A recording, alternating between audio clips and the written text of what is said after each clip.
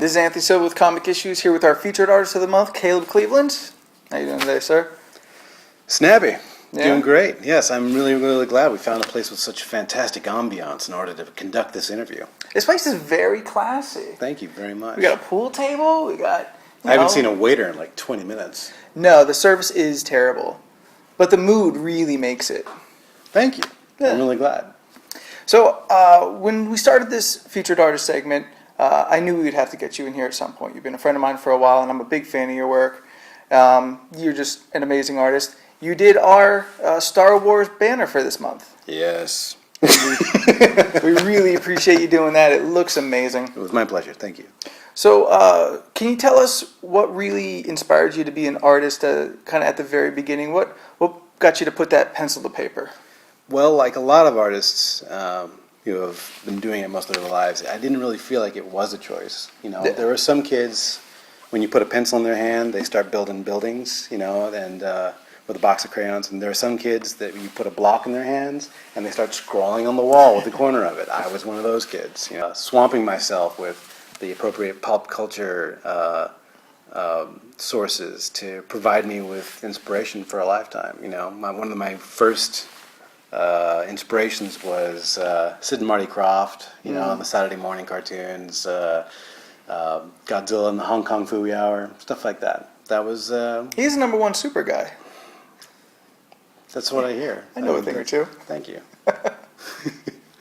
Sarge? No. So animation, definitely a big influence for you. So going through school? Never went to art school. Something I still sort of have mixed feelings about because I feel like that may have been an interesting direction for me to go in. Mm-hmm. But no, I just went to Northern Arizona University in Flagstaff.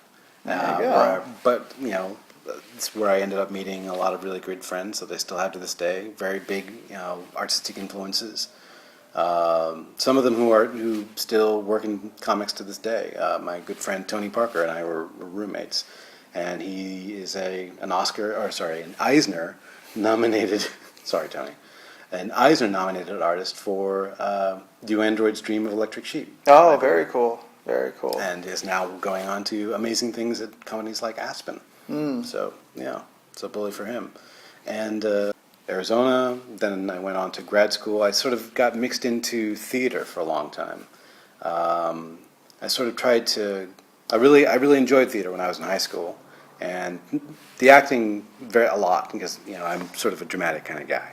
Really? You know this. No. I know. It's That's shocking. bull. Shocking.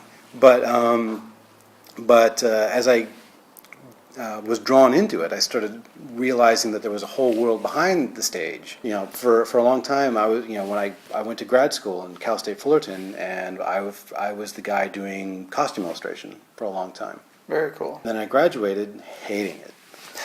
As grad school will end up sort of poisoning anybody a little bit.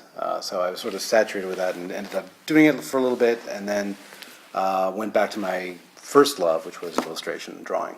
Very cool. Just drawing for drawing's sake, doing published work, and as fate would have it, I brought a bunch of my costume illustrations to Comic-Con one year, showed it to a couple gaming companies. They really liked it. Said, yeah, but can you do dragons? Yeah.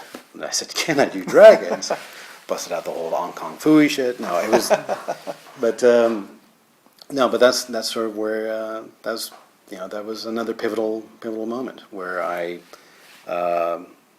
went back into illustration and have been doing it ever since, pretty much. So is that where perhaps your first published work comes from? Is gaming books and Right. simple straight illustration? So where did that kind of spring you off from there? Well, from there I went on to work for other companies, Green Ronin, a couple other gaming companies took notice as well, Mal Havoc. And after that, Tony sort of pointed me in the direction of doing comic books after a short stint in game design and doing concept art. Now, was that ever an avenue that you had thought about? Oh, yeah. At any time? Okay. Where's the first probably comic publisher that you managed to break into? Well, that was Boom. It all goes back to this wonderful friendship I had with my former college roommate Tony Parker, who put me in touch with this great company called Boom up in LA, who said, "Yeah, we need some Warhammer covers. Can you do that sort of thing?" Yeah. And that's exactly where it started.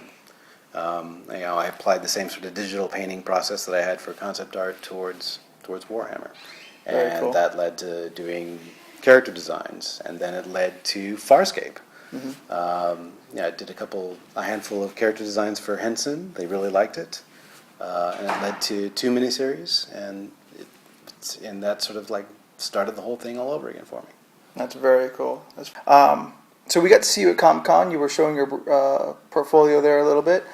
Is there anything perhaps we may be seeing of you anytime in the near future? Can't say. Oh, Would love to be able to spill it, but I really, really shouldn't. Too many. oh. They're watching me. No, they're not. They do that. Espionage. No. Comic-Con was really good to me this year, Yeah. and I got a lot of interested parties. Very cool. So Good stuff. definitely something's gonna come. It's gonna be amazing. You know. Thank you. So where can people see your work right now? Well, if you want to see my work, the best place to go would probably be www.calebcleveland.com. I'm also on Twitter at Caleb is Drawing, and those would probably be the best 2 places. And Facebook. Facebook, you can find me if you search for Art of Caleb Cleveland. I also, there's a little Facebook page there as well. Yeah, we liked it. Nice. Yeah. Thank you. It's mostly it's all Farscape, but shortly there will be new content added Oh. regularly. Can't wait to see that. Thank you. Me too. Well, thanks for sitting down with us and telling us what it's like being a featured artist. Thank you very much. It's a real honor. Thanks very much. Thank you.